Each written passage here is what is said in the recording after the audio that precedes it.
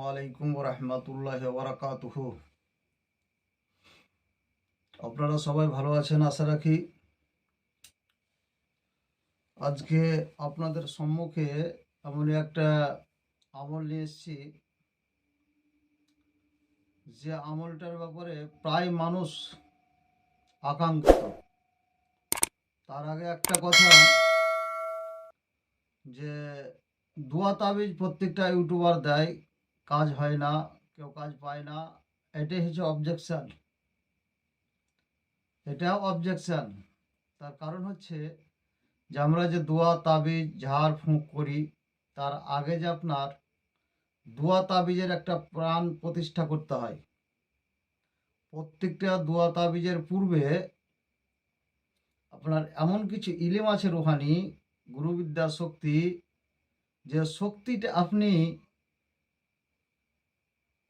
মাত্র কয়েকবার পড়বেন, আপনার মুখে তাসির হয়ে যাবে। আবার যে দোয়াটা লিখবেন বা নকশাটা লিখবেন বা পড়বেন, তার আগে যখন ওই জিনিসটাকে পড়ে, ওই ইলিমটাকে পড়ে, আজকে যে ভিডিওতে দেবো ওই ইলিমটাকে পড়ে আপনি সেই নকশার উপরে বা সেই তাবিজের উপরে যখন ফু দিয়ে দিবেন, তখন আপনার ওই জিনিসটা জাগ্রত হয়ে যাবে আর রশ্মিটা কানেক্ট হয়ে যাবে।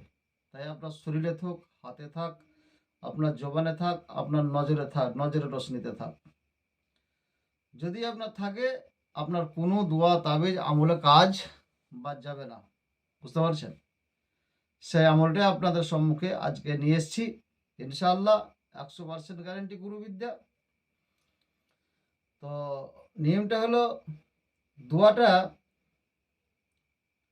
যখনই কোনো কাজ করবেন, প্রথমে এই দোয়াটা জাকাত আদায় করে নিতে হবে, নইলে কাজ হবে না। সেটা কতবার, কিভাবে দোয়াটা জাকাত আদায় করবেন?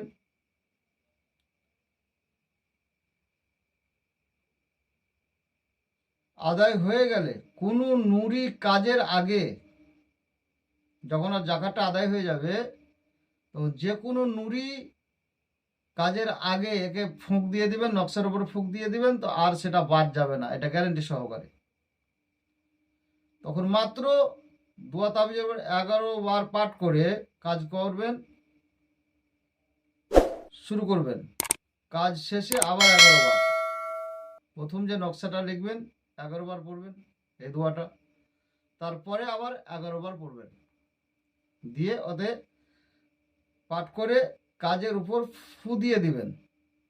নকশার উপরে হোক, তাবিজের উপরে হোক, বা পানি পড়ার উপরে হোক, এটাকে ফু দিয়ে দিবেন, জাগ্রত হয়ে যাবে। কোনো তাগদ নাই, কোনো নেগেটিভ শক্তি নাই যে ওই জিনিসটাকে আপনার কেটে দিতে পারে বা বাদ দিতে পারে। সেই কাজের উদ্দেশ্যে নিয়ে দোয়া করবেন, অবশ্যই কাজ হবে ইনশাল্লাহ। 11 দিনে দোয়াটি জাকাত, যেটা জাকাতের কথা বলছিলাম, এটা তো দোয়ার উপরে দিলেন, নকশার উপরে দিলেন। এবার জাকাতটা কি করবেন? মাত্র 11 দিন জাকাতটা আদায় করবেন যদি পারেন তো।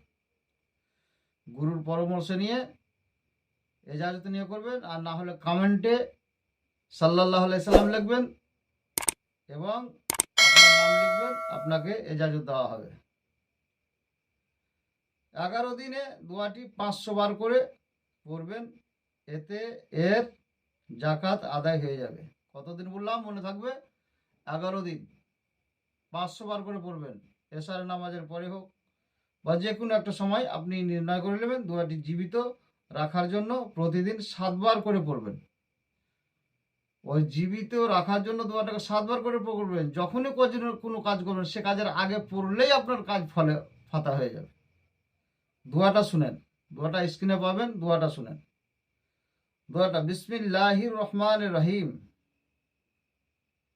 ইয়া আলিফ, ইয়া আলিফ বাহাক্কে ইয়া ইসরাফিল, ইয়া আল্লাহু, ইয়া ইলাহি, সাহমানি, সাহাল কর, মুশকিল আসান কর, বাহাক্কে বাহাক্কে মুহাম্মাদুর মুস্তফা সাল্লাল্লাহু আলাইহি ওয়াসাল্লাম ইয়া মুর্শিদ। এইটা পড়বেন, 11 বার পড়বেন যে কোনো কাজের আগে, 11 বার পড়বেন কাজ করার পরে, এবং তাবিজের উপরে ফু দিয়ে দেবেন। ইনশাআল্লাহুল আজিজ আল্লাহর রহমতে আপনার কোনো কাজে বাধা থাকবে না। চাহে যে ব্যক্তি সাধারণ পাবলিক যারা আছেন এটা করবেন, কোনো সন্দেহ নাই, কোনো জিন কোনো মক্কেল এসে আপনার ক্ষতি করবে না। পবিত্র অবস্থায় করবেন, উজু সহায় করবেন, 5 ওয়াক্ত নামাজ পড়বেন, সত্য কথা বলবেন, শরীয়ত সম্মত চলার চেষ্টা করবেন, মুনাফিকি থেকে, শিরিক থেকে, বেঈমানি থেকে দূরে থাকবেন, মিথ্যাবাদী থেকে দূরে থাকবেন, শখ তামাশা গান বাজানা থেকে দূরে থাকবেন, হারাম ও হালাল বেছে খাবেন। প্রত্যেকটা কাজ আপনার আল্লাহর রহমতে নবী মুস্তাফার ওসিলায় পাক পাঞ্জাতুনের নেঘায় কালামে এটা কাজ করবেন, একটা কাজ আপনার বিফল হবে না, বিফল হবে না। তবে যারা দুশ্মনে খোদা,